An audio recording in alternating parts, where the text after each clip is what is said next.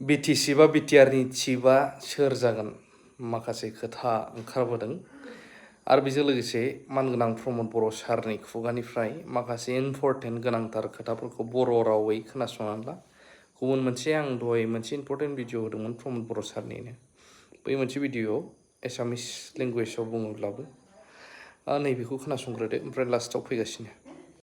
मोनसे गिदिरथार जयनि प्रग्राम बेवहाय जोंनि थाखाय बाहागो लाफैदों आरो बनरगाव ब्लक कमिटि UPPL-आ गोख्रोंनिफ्राय गोख्रों जागासिनो दङ आरो दिनै 11 जौनिख्रुइ बांसिन बर'जों लोगोसे गुबुन गुबुन हारिनि मानसिफ्रा जयनिं जानाय बे हाबाफारियाव फैनानै आङो गोजोननाय मोनदों आरो जोंनि मोनसे दालाय हिसाबै बे ब्लक कमिटिया जिखिनि खामानि मावदों रायजो राजानि बिनि मोनसे अनसायनाय मोनदों, बेखौ जोङो नुनो मोनदों। बेयाव मोनसे क्लियार पिक्सार फैदों जे फैगौ बिसायख'थियाव जे बनरगाव समस्तिया UPPL-आनो देरहासिगोन, बिनि क्लियार मोनसे पिक्सार दिनै नुनो मोनदों।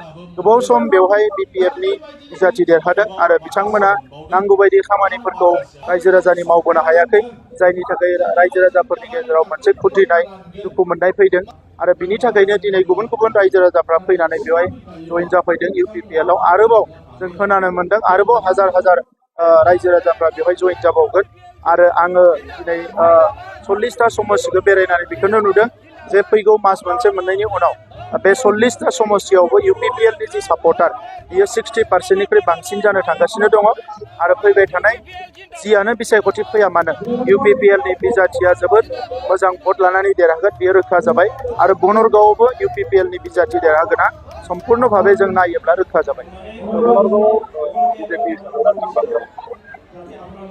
बिथांमोननि खामानिखौ मावबाय थादों BJP-आ, जों जोंनि खामानिखौ मावदों।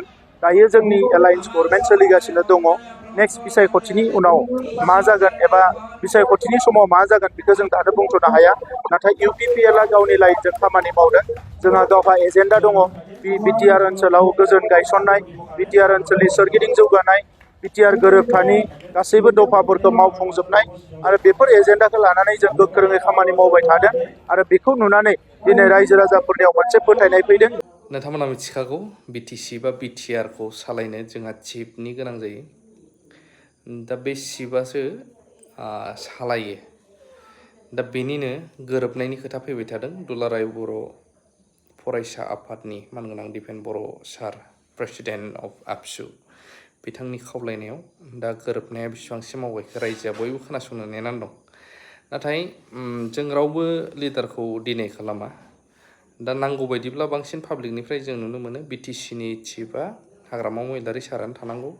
मानो होनब्ला नांगौ बायदि मावबोदोंबो, जेरै लामा सामा, बेलेग स्टेटफोराव बड'लेण्ड गेस्ट हाउस, डिस्ट्रिक्ट मोनफ्रोमबो नांगौ बायदि हस्पिटालफोर, स्कुलफोर आरो 100% हाजोबाखैबाबो गैयामोन गोदो समाव, नाथाय जथेस्थ' लामाफोर बानायदों, दालांफोर बानायदों आरो लोगोसे देहा फाहामसालिजों लोगोसे जेरै कर्ट थानाफ्राव आरो फरायसालिफ्राव माखासे लाइब्रेरि लुनाय, दासिमबो जोङो अन्थाइ खाम्फाफोर हाग्रामा बिथां सारनि नुयो। ओंखायनो बुङो माखासे मानसिफोरा मावदोंबो जादोंबो बिनि आमोलाव, मोनजादोंबो। नाथाय दायो गोबां क्राइसिसावबो फैबाय। गोजोन फैबायथ' होनो, दे मानिनानै लाबाय। ओंखायनो माखासे मानसिनि लुबैनाया बे प्रमद बर' सारा केबिनेटआव थांसिगोन बा थांथोंसै। चिफआ हाग्रामा महिलारियानो जानांगौ बिटिसिखौ स्ट्रंलि दैदेननोबा। बे आरोना, नोंथांमोना मा होनो बिनि सायाव कमेन्ट होनो हागोन। माखासेया बिदि कमेन्ट होदों।